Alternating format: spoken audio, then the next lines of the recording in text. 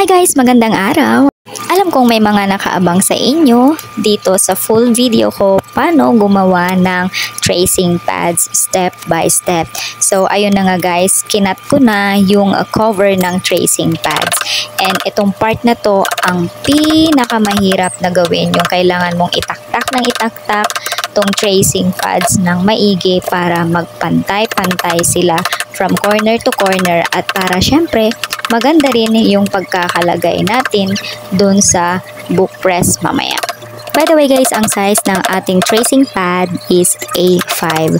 So nagtataka kayo siguro bakit ang kapal-kapal niyang tracing pad na ginawa ko. By the way guys, 2 sets yan. Bali 2 bata ang may-ari niyan. So ilalagay ko na yan siya sa book press. Sobrang hirap din tong part na to kasi kailangang magpantay at hindi tabingi-tabingi. Kasi guys, pangit ang kakalabasan pagka tabingi yung pagkakalagay mo.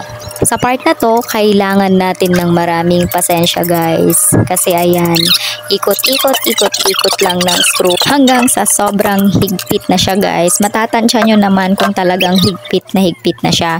So sa pagdidikit pala, ito yung ginagamit ko. Itong red padding glue. In order ko din to online, 500 grams yan guys. Pero marami na.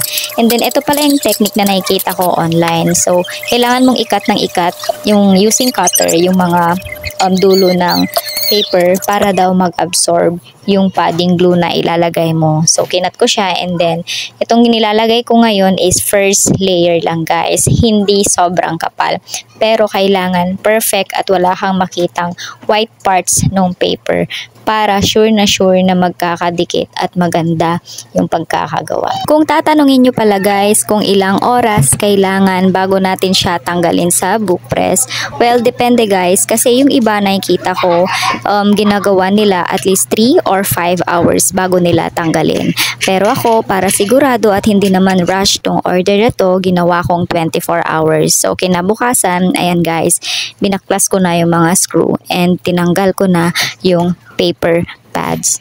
And kung mapapansin nyo rin guys, tong tinatanggal ko na papel na yan, nilagay ko yan na extra guys to protect yung cover para hindi siya madumihan directly nung padding glue na nilagay natin. And ayan guys, pinaghiwalay ko na rin silang dalawa. Sa pagse-separate pala guys, hindi mo siya kailangang i-rip off agad.